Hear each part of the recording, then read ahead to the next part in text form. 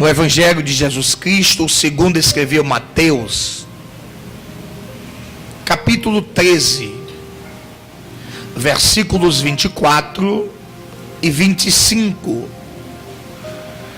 Esses dois versículos são a base para nossa reflexão nesta noite, em nome de Jesus.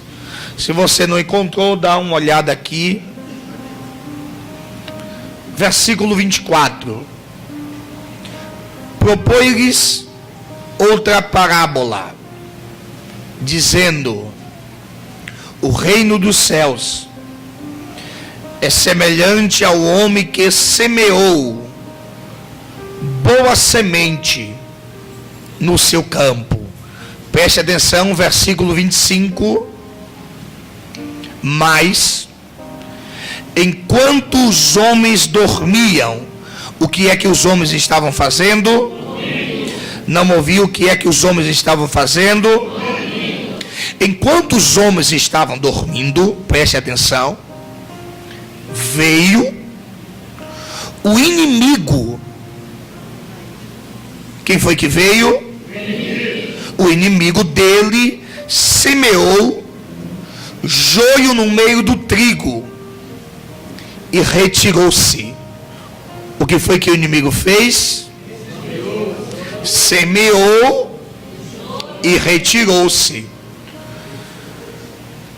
Eu vou ler o versículo 25 de novo, porque é muito pertinente para a nossa meditação nessa noite. Mas, enquanto os homens dormiam,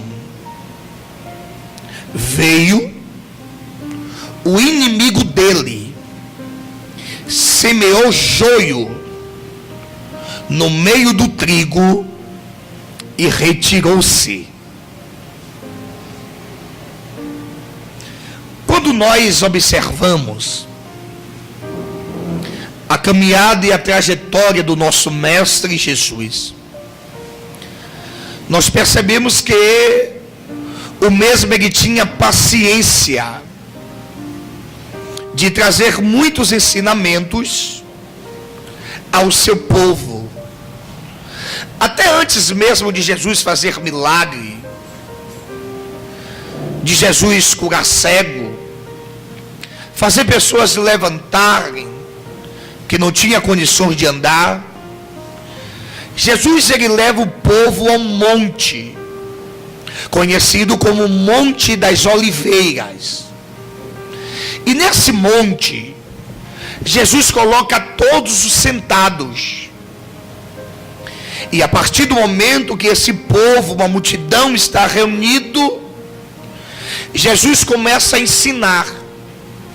Do capítulo 5 até o capítulo 7 de Mateus, é conhecido como o Sermão da Montanha.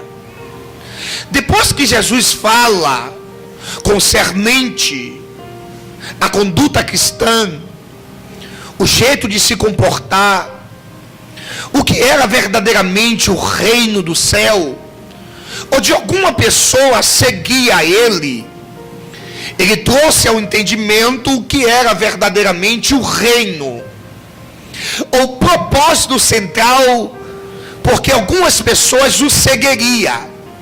E a partir quando ele desce do monte, depois de ter ensinado, instruído, é que aí Jesus começa a fazer milagres.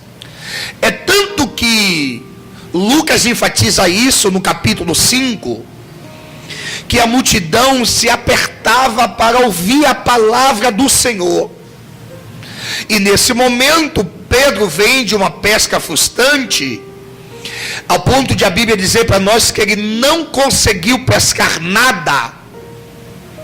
E Jesus naquele momento ele pede o barco de Pedro emprestado e manda Pedro sentar para ouvir os seus ensinamentos, a sua palavra. Só então depois que Jesus ensina, que Jesus prega, é que ele manda Pedro retornar para o mar, para o mesmo lugar. Tanto que a partir do momento dessa palavra, é que Pedro vai olhar para o mestre e vai dizer: segundo a tua palavra, eu irei. Por quê? Porque a Bíblia diz para nós que a fé, ela vem pelo ouvir, e ouvir a palavra do Senhor. Então, a partir do momento que nós abrimos nossos corações e recebemos a palavra, nossa fé, ela é acrescentada, aumentada. Por isso a gente precisa ter o desejo, a vontade de cada dia mais aprender a palavra do Senhor. Diante de todos os ensinamentos, nós percebemos que existia o jeito peculiar que Jesus amava ensinar. Jesus, ele usava muito o termo parábola, e ele vai trazer para nós muitas explicações, muito entendimento decorrente desse conceito chamado parábola. Mas o que é verdadeiramente uma parábola? São meios usados para indicar uma breve história ou um exemplo esclarecedor que ilustra uma verdade. Vale a pena também nós ressaltarmos que parábola não é a mesma coisa de fábula. O que é fábula? Fábula é uma história ilustrativa, fictícia, e que ensina através de fantasias, coisas ilusórias, diferente totalmente da parábola, que são veracidades, são conceitos genuínos que são aplicados para facilitar os seus ouvintes ao entendimento. A palavra portuguesa parábola vem diretamente do grego parábolé, que significa colocar as coisas lado a lado, geralmente com a finalidade de fazer uma comparação. Qual é o propósito da parábola? Escute isso aqui, por favor. O propósito em si das parábolas serve especificamente como ilustrações de verdades e ensinos, trazendo facilidade para que todos aqueles que tenham a paciência, o desejo de aprender, não saia acarretado de dúvidas ou incerteza. Por isso nós percebemos que o Novo Testamento ele é dotado de parábolas, que são expressões figurativas em comparações e metáforas, que são chamados em si de parábola. Um grande escritor chamado A.M. Ruther, ele diz: a parábola é uma comparação extraída da natureza ou da vida cotidiana, destinada a esclarecer alguma verdade espiritual, com a suposição de que é válido em uma determinada esfera e também é válido em outra esfera. Ele está dizendo tudo aquilo que ele está contando na história, como é real, como é verídico, assim também aplicado no âmbito espiritual, é uma veracidade. Quando nós percebemos que desde o Antigo Testamento, a Bíblia já mostrava para nós grandes ensinamentos de forma de parábola. Percebemos que quando Deus usava os profetas, por muitas vezes quando ele chegava em uma nação para exortar, principalmente a nação de Israel, ele trazia mensagens em forma de parábola, como nós percebemos no livro de Isaías, dotado de parábola. Quando nós percebemos em Jeremias capítulo 18, que Deus mostra a situação de Israel em forma de parábola, dizendo: Jeremias, filho do homem, desce à casa do olheiro, porque lá eu vou fazer você conhecer as minhas parábolas. E Jeremias vai descer e vai ver o olheiro trabalhando no barro. E assim Deus estava falando para Jeremias como estava em si a nação de Israel. Então nós entendemos e percebemos que aproximadamente 1/3 das mensagens de Jesus foi pregada através de parábola, e especificamente para falar concernente ao reino de Deus. Quando nós percebemos agora, capítulo 13, que nós lemos o versículo 24 e o versículo 25, ele está trazendo ao nosso conhecimento a parábola do joio e do trigo. Mas se nós analisarmos desde o versículo 1, Jesus ele vai contar só nesse capítulo 8 parábolas. Ele vai falar sobre a parábola do semeador. Ele também vai falar sobre a parábola sobre o trigo e o joio. Ele vai falar sobre o trigo e o joio. Segundo, ele vai falar o terceiro sobre o grão de mostarda. Quarta, ele vai falar sobre o fermento. Quinta, ele vai falar sobre o tesouro escondido. 6, ele vai falar sobre a pérola de grande valor. 7, ele vai falar sobre os bons e os maus peixes. E no 8, ele vai falar sobre um mestre e um pai de família. Percebemos que só nesse capítulo 13, Jesus vai pregar, vai falar sobre 8 parábolas. E o que me chama nesse capítulo 8 é, se nós analisarmos o versículo 10 até o versículo 17, Jesus vai explicar para nós o propósito da parábola. Porque muitas vezes ele estava pregando em forma de parábola? Porque ele estava trazendo o querigma daquela maneira. Então entende, nós percebemos que Jesus ele tinha a maior preocupação, não era apenas só de pregar, não era apenas de trazer êxtase diante da alma do povo. A maior preocupação de Jesus era fazer o povo entender. Então não adianta hoje alguns pregadores trazer muito conhecimento, muito contexto histórico, ou até muitas palavras bonitas, usando o mais profundo vernáculo, e se o povo não entender o que o pregador está falando. Então Jesus ele se importava com isso. Ele não se importava em só em pregar, ele se importava em fazer os seus ouvintes entenderem o que ele estava transmitindo, o que ele estava apregoando. Então ele conta para nós que um semeador, ele saiu a semear. Só que esse primeiro semeador que Jesus ele destaca, percebemos que a semente dele é uma semente boa, é uma semente vinda do céu, uma semente que ia trazer produtividade, uma semente que ia trazer flores, uma semente que ia frutificar, uma semente que ia dar crescimento.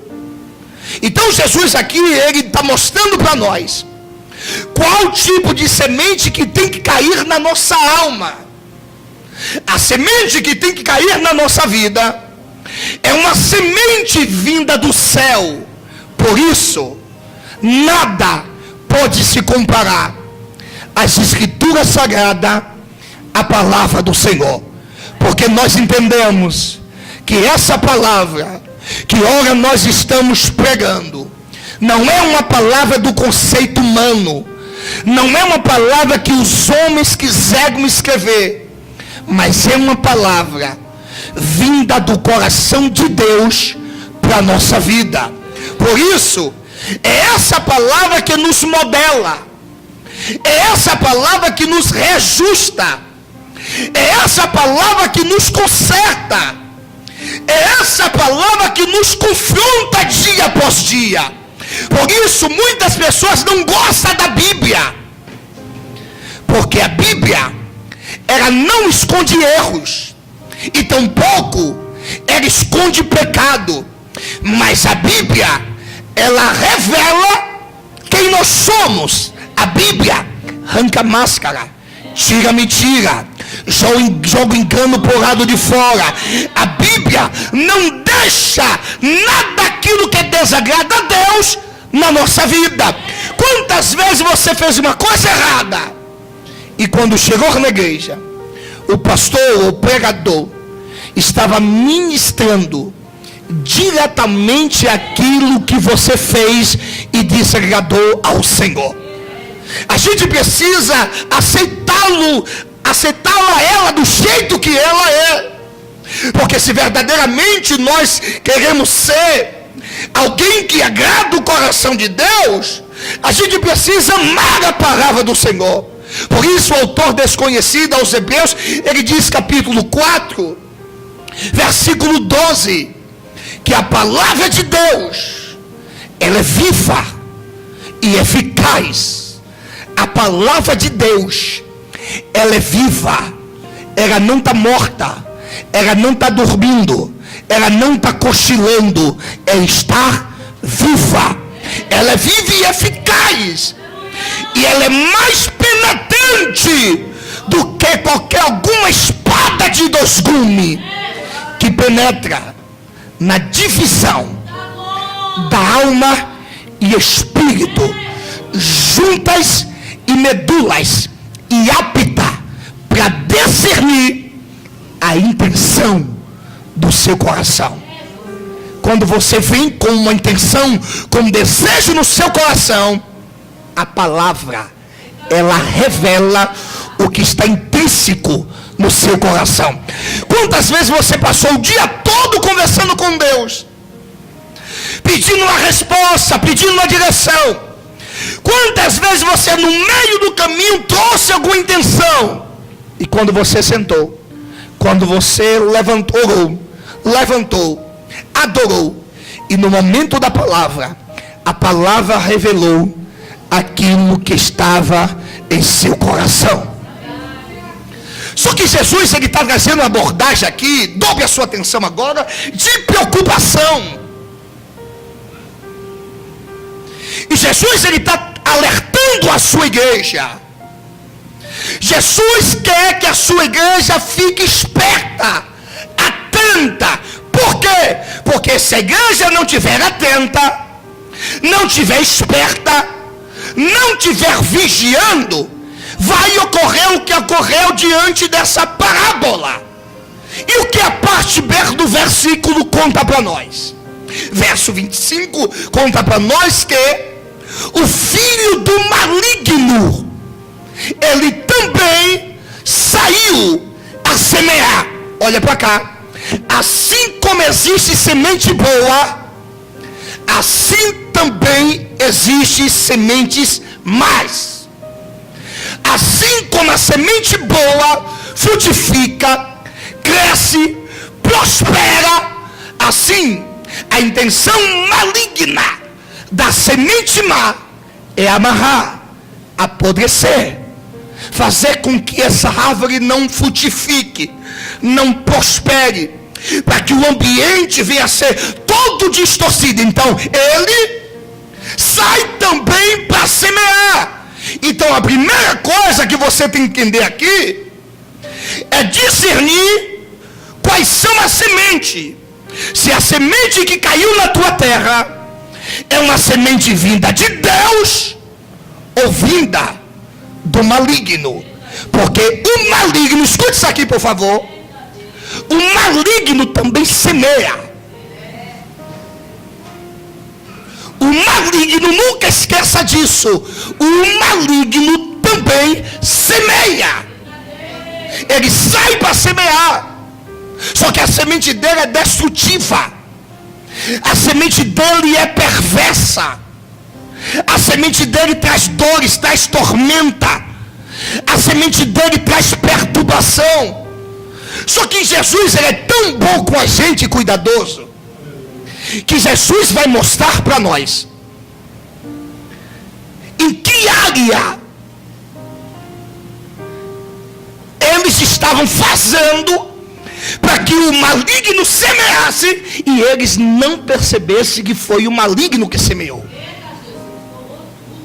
que é que eles estavam fazendo?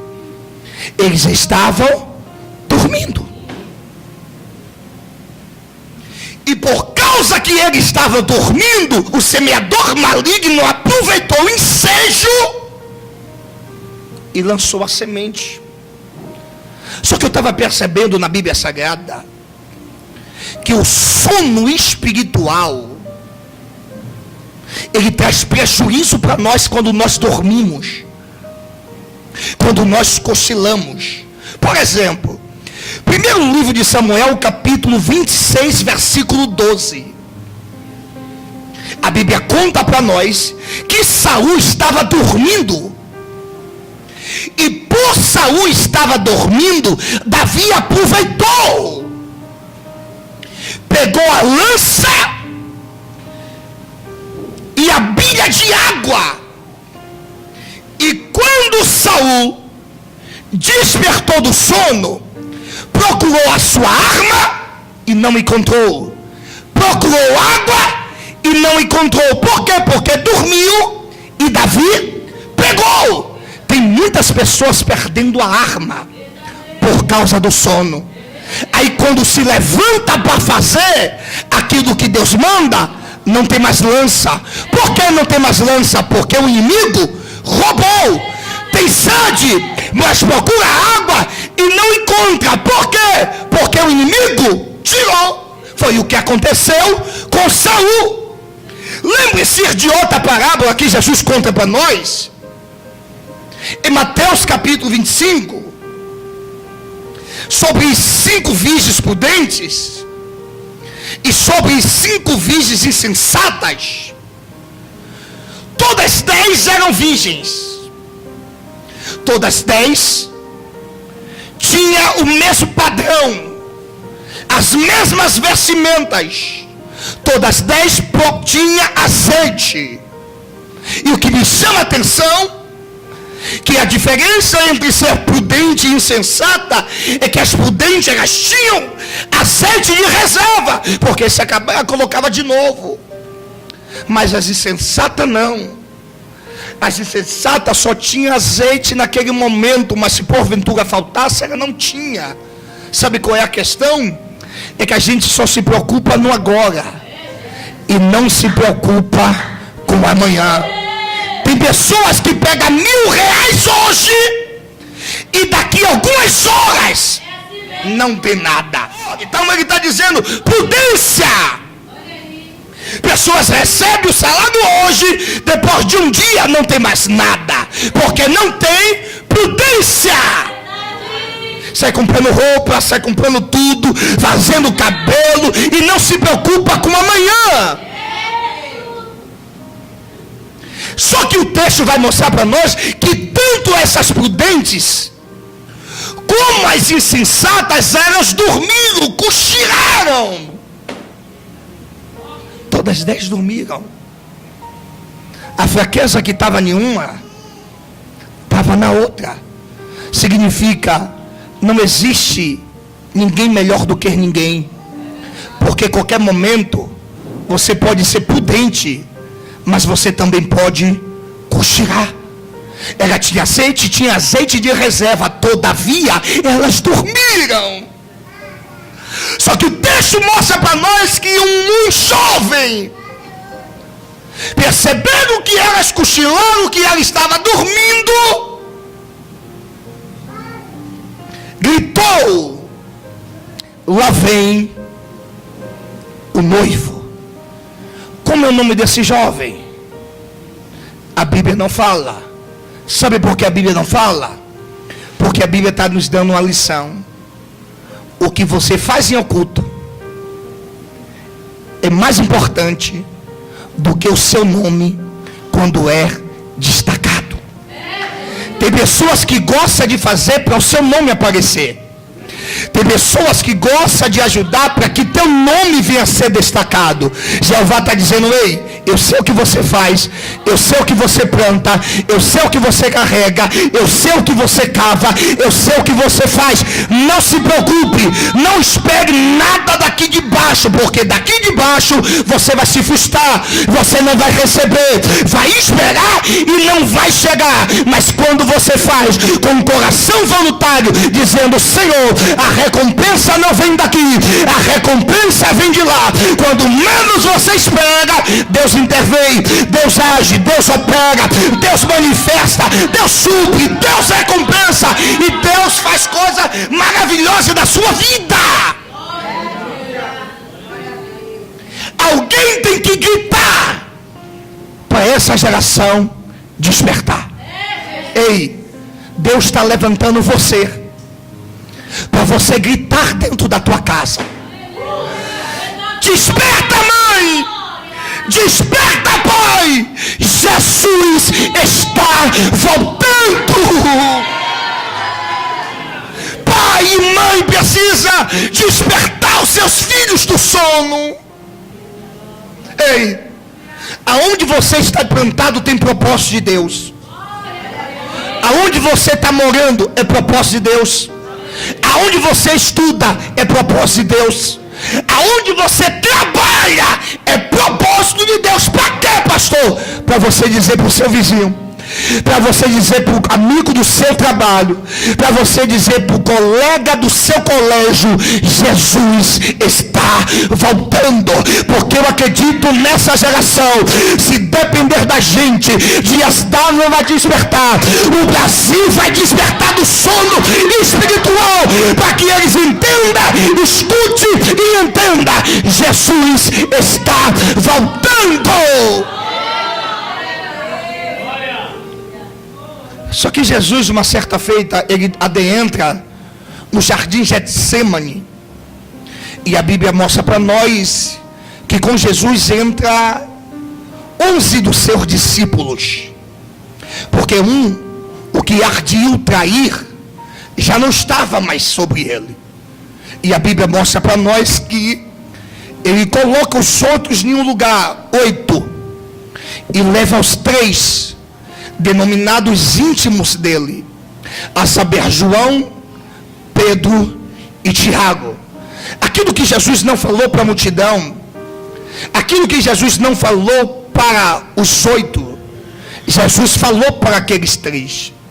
E Jesus, ele diz: a minha alma está profundamente angustiada. Só que Jesus vai perceber que aquilo que ele estava falando para os 3 não iam entender. Então ele deixa os 3 vigiando. Vigiai, porque eu vou ali orar a Deus e retornarei.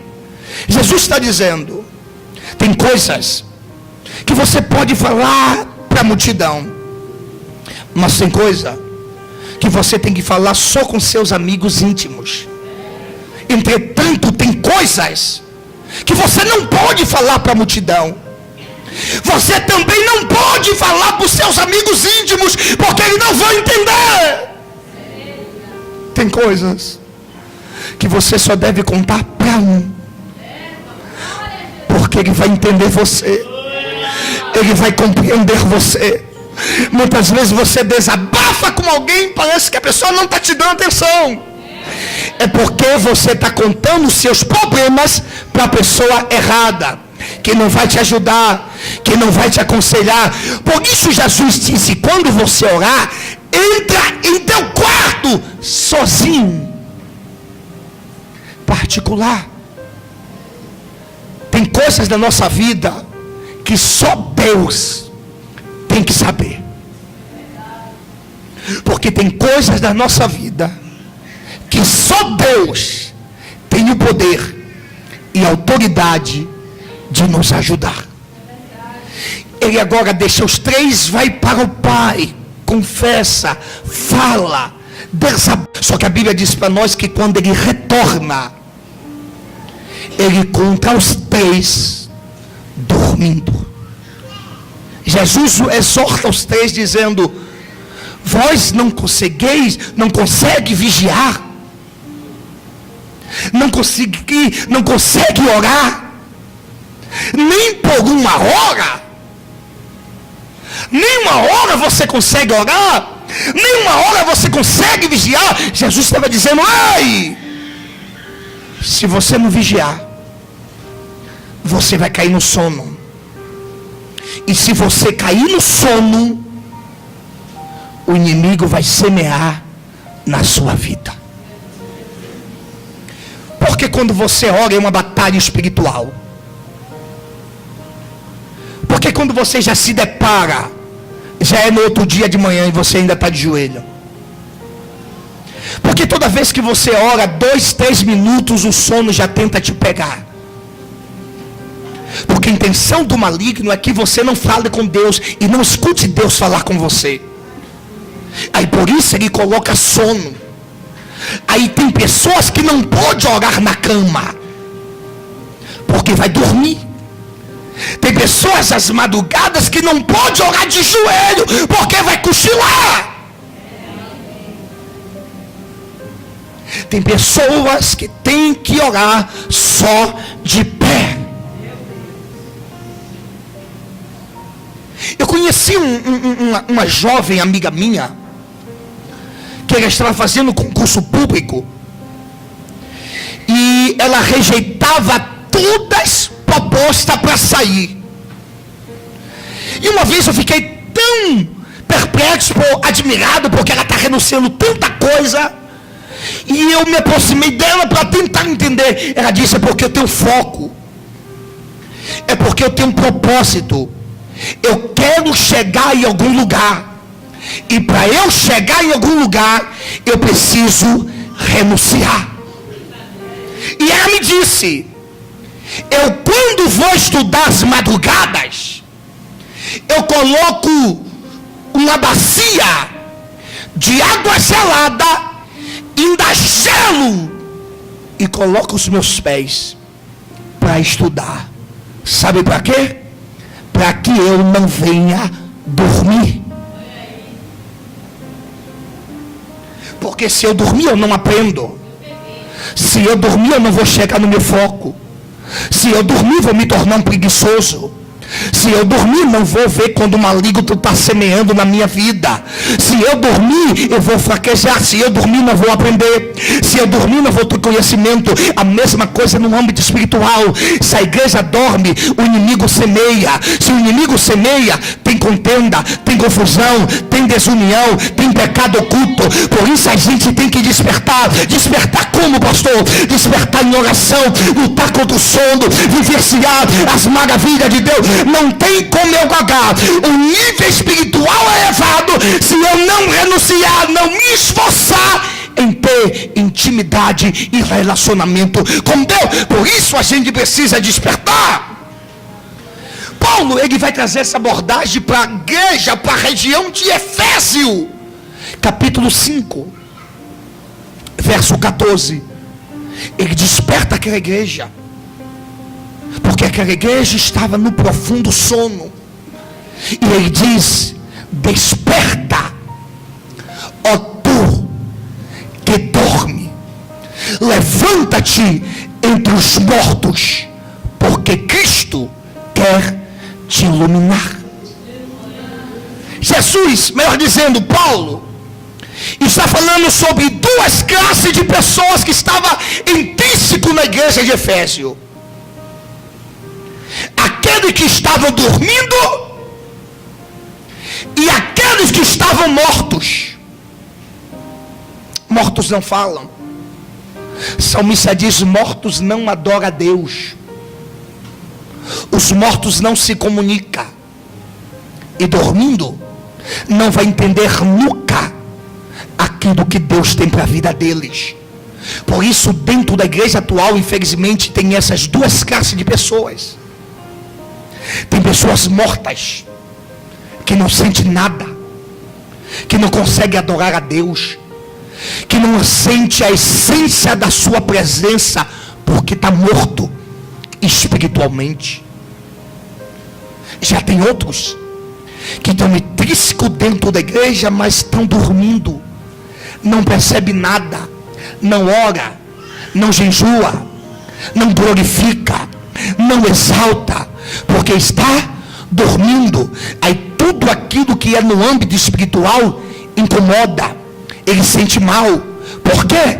Porque está dormindo. Porque quem está atento, ele vigia, ele entende, ele quer mais Deus, quer se aproximar mais de Deus, quer vivenciar mais Deus. Porque quem está dormindo não sabe quem entrou, não sabe quem saiu, não sabe o que ocorreu, não sabe o que aconteceu. Mas quem está esperto, está sentindo, está vendo, está percebendo, está entendendo o que Jeová está falando. Por isso Paulo diz: ei, desperta, ó tu que dorme, e levanta entre os mortos, porque Ele quer te iluminar.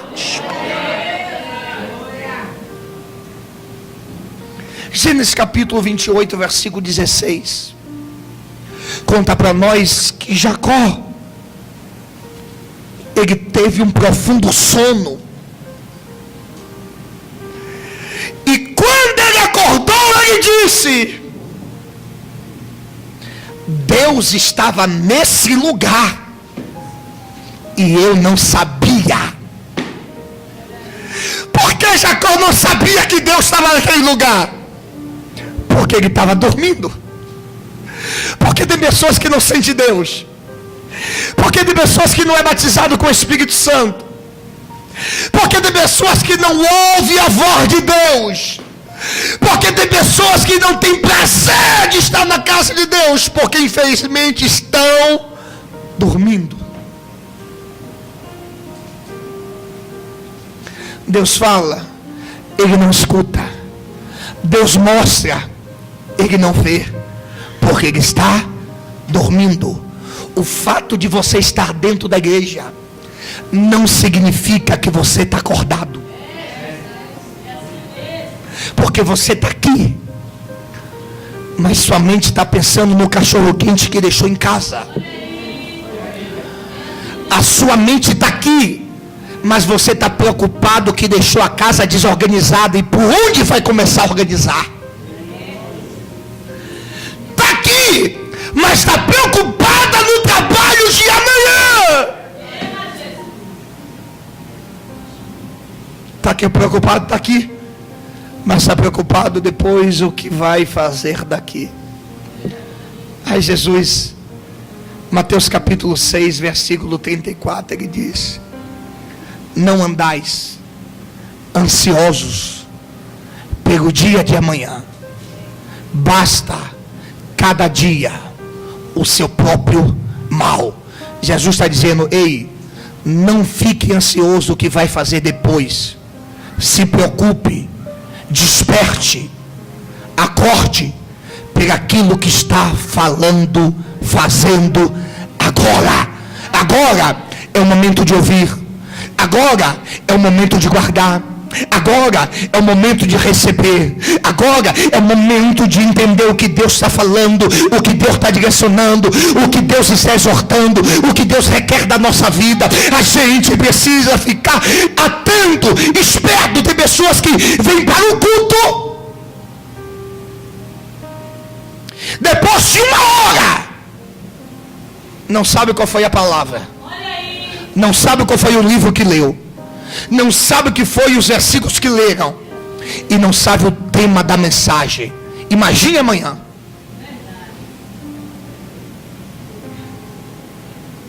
Por quê? Porque é uma igreja que está dormindo. Ei, o autor desconhecido aos Hebreus, ele disse para nós que Deus é o mesmo ontem, hoje e eternamente. Escute isso aqui: Deus não mudou. É a igreja que está dormindo. Só que ela só está dormindo para as coisas celestiais. Ela está dormindo para o reino.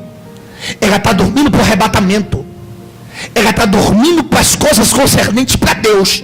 Mas para as coisas materiais, ela está acordada. Para o meu carro, para o meu dinheiro, para a minha conta, para a minha roupa. Vamos ver. Fardamento do departamento é uma dificuldade, mas a roupa do final de ano não pode faltar. fazer seus investimentos pessoais, mas ajudar a obra de Deus é a maior dificuldade. Tem pessoas que vê, mas não querem enxergar. Na realidade, elas estão dormindo. Por isso, Jacó estava dormindo, Deus estava presente, e por causa do sono ele não sabia que Deus estava presente. Olha o que o Salmo de número 132 ele diz para nós: não darei sono aos meus olhos, nem repouso às minhas pálpebras. Ele está dizendo: eu vou ficar vigiando, eu vou ficar atento, eu vou ficar esperto, porque qualquer momento Deus pode agir na minha vida. Por isso, algumas coisas que acontecem na Bíblia, usa-se essa frase: de repente. Por que eu tenho que ficar atento? Porque de repente Deus age, de repente Deus fala, de repente Deus mostra, de repente Deus muda a tua história. Mas para isso eu preciso despertar. Olha o que o proverbista diz, capítulo 20, verso 13: não ameis o sono, para que não emprobeças. Abre os teus olhos e te fartarás de pão. Diga para 5 pessoas: não ame o sono. Um dos maiores e extensos sermão de Paulo foi quando houve-se uma grande murmuração. A Bíblia diz para nós que naquele dia Paulo estendeu a sua pregação. Só que na janela tinha um jovem por nome Eutico. Estava participando do culto, estava dentro do culto, mas estava dormindo. É verdade. E quando o sono é profundo, ele te derruba. Ao ponto que a Bíblia diz para nós que o sono pegou tão profundo o Eutico que derrubou ele da janela. E ele morreu. Tem pessoas caindo, não é por causa do diabo, é por causa do sono. Eu conheci uma irmã lá de Cachoeira, chamada Irmã Marilene. Ela é obreira da nossa igreja lá em Cachoeira, Batista Betel. Uma vez nós fomos levar a filha dela em casa, e eu tinha um Fiat Canela de Fogo naquela época. Muita história, muita prova, muita experiência eu vivi naquele Fiat. E uma vez eu fui levar a filha da irmã Marilene em casa. Só que eu já tinha aproximadamente 1 hora subindo ladeira. E eu disse: irmã, onde é a sua casa? Ela disse: é ali, pastor, pertinho. Só que quando ela disse ali pertinho, o carro, o Fiat Canela de Fogo, quebrou. E já estava meio de um ambiente de roça, tudo escuro. Eu disse: eu não vou deixar a menina aqui. Como tinha alguns jovens comigo, aí disse: vamos deixar o carro aqui, depois a gente vê o que pode pegar, mas vamos levar a irmã em casa. Queridos, eu andei ainda 1h30 até chegar na casa dela. Quando eu cheguei na casa da irmã, eu disse: Deus, nunca mais eu falto um culto na tua casa, porque essa irmã anda 3 horas de relógio para chegar na igreja, e eu morro de junto da igreja, e ainda consigo chegar na igreja atrasado. Pessoas fazem grandes esforços para estar na casa de Deus. Pessoas vêm cansadas, vêm andando, passam por dificuldade, mas tem prazer estar na casa de Deus. Em contrapartida, existem outros que moram de junto da igreja, passa pela porta da igreja, mas não tem prazer de estar na casa de Deus.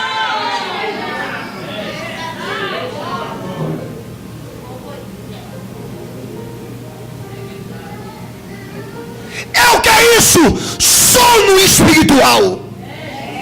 Não tem prazer mais das coisas de Deus. Não tem mais responsabilidade sobre o reino de Deus. Não tem vontade de adorar. Não tem vontade de bendizer. Como é que eu tenho mais prazer de estar na quadra de um futebol do que na casa de Deus? Como é que eu tenho mais prazer de estar em casa assistindo filme do que ouvindo uma palavra para minha alma? Como é que eu prefiro ficar em casa assistindo novela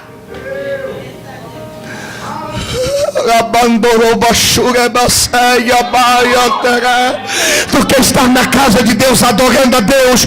Você pode vir cansado, mas não sai cansado. Você pode vir cabisbaixo, mas não sai cabisbaixo.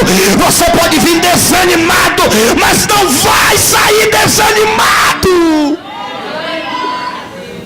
Porque você não sai da mesma maneira que você chega. Quantas vezes você já chegou aqui só o caco?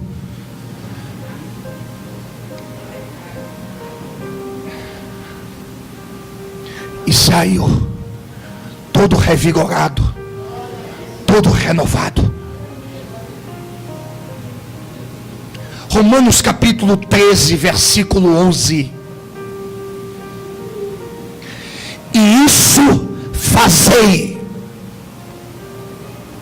conhecendo o tempo, que já é a hora de despertarmos do sono. Os crentes que estavam residindo, morando em Roma, também estavam passando por crise espiritual.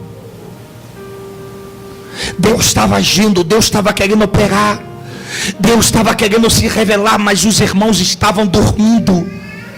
Aí Paulo exorta dizendo: fazer isso, irmão. Fazer o quê?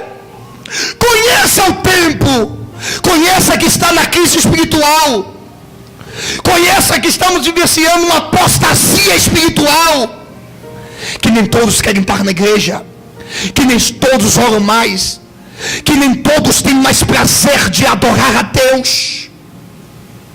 Tenha conhecimento que o tempo que nós estamos intrínseco é mau, mas é chegado a hora. A hora não é amanhã, a hora é agora.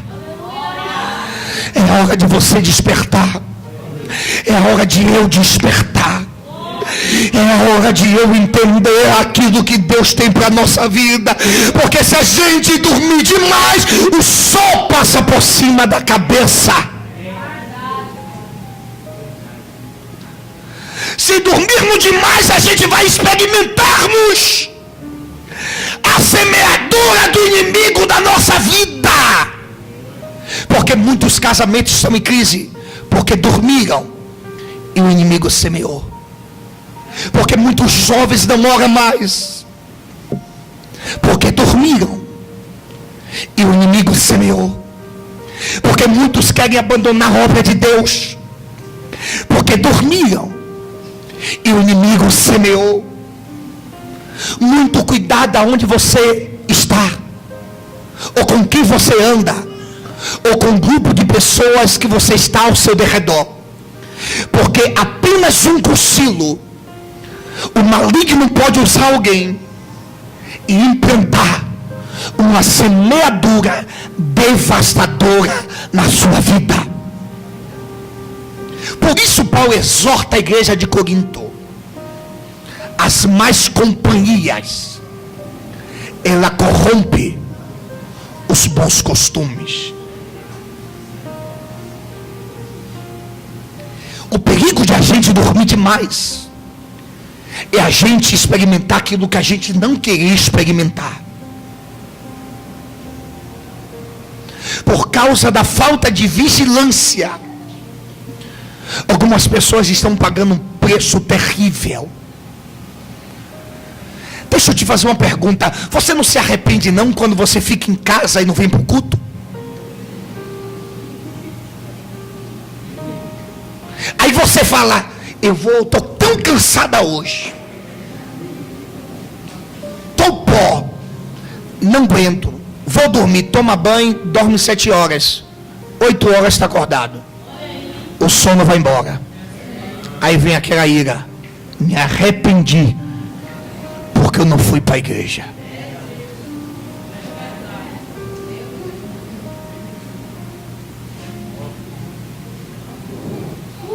Se a gente dormir, o maligno implanta. Se a gente dá ouvido a qualquer pessoa, a semente adentra na nossa vida e acaba. Porque algumas pessoas não prosperam por causa da semente. Porque algumas pessoas só sabem apontar o erro, o defeito, criticar. Porque a semente que está nele foi o maligno que plantou. Quando você ouvir um fofoqueiro desabafar, você vai entender, já sei qual é o tipo de semente que está nele. No dia que alguém te chamar para falar mal de outra pessoa, não vou dormir não, viu? Vou ficar esperto, vou ficar atento. Porque se eu dormir, vou ser igual ao fofoqueiro.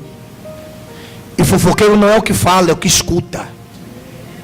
Porque o que escuta é o que vai reproduzir. Olha o que o maligno fez, você percebeu? Enquanto ele estava dormindo, ele semeou e retirou-se. Para, em outras palavras, dizer, não foi eu que fiz não, viu? Você está pagando o seu preço aí, o negócio está dando errado, mas não que foi, porque o inimigo, escute isso aqui e aprenda isso aqui por gentileza. O inimigo não faz questão que você entenda que é ele que está destruindo. O inimigo não faz questão que você compreenda que foi ele que semeou. Outro ponto, ele nem faz questão que você entenda que a semente é infrutífera, que a semente é podre, que a semente é maligna. Ele nem faz questão que você não conte para Deus os seus pecados, mas que você continue fazendo a mesma coisa, praticando os mesmos erros, cometendo tudo aquilo que desagrada a Deus. Ele não está preocupado. Ele está preocupado em deixar semente. Ele não está preocupado em você vivenciar a destruição, o esfriamento espiritual, o caos espiritual. Espera aí, entenda uma coisa: o reino espiritual é na frente do que o reino material.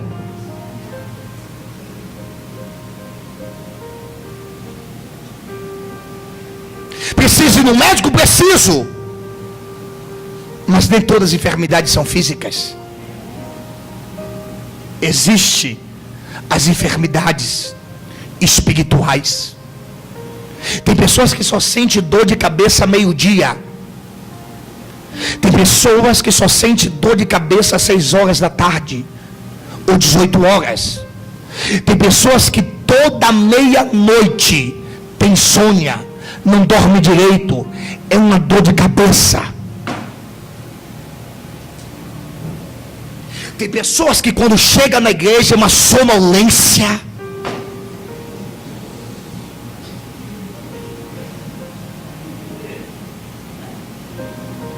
Você está entendendo? O que foi pregado? Quais foram os louvores que foram entoados? Você não sabe. Por que você não sabe? Porque você estava dormindo. E por causa do seu sono, o inimigo, ele plantou coisas ferrenhas, destrutivas na sua vida. 4 coisas que acontece na vida de alguém quando a semente é do maligno. Primeiras coisas, ela atrapalha o crescimento da obra de Deus.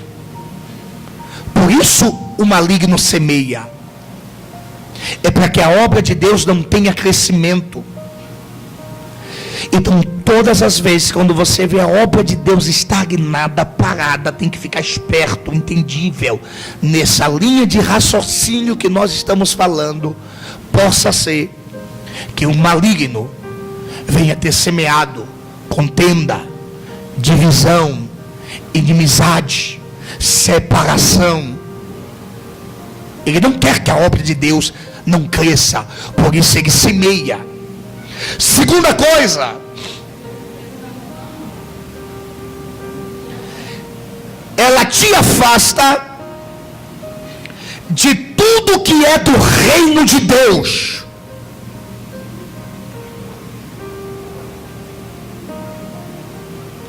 No dia que você perdeu o prazer do reino de Deus, possa ter certeza, você está enxertado de sementes do maligno. Foi semente, foi inimigo que te deu uma setada, foi inimigo que te deu uma cutucada, mas você dormiu. Nunca esqueça isso. Ele só semeia na vida daqueles que estão dormindo. Terceira coisa,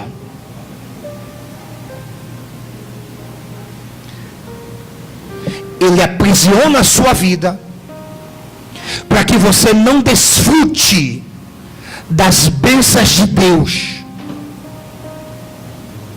É tipo um guarda-chuva que impede das bênçãos de Deus chegar na sua vida quando o inimigo semeia. Quarta coisa,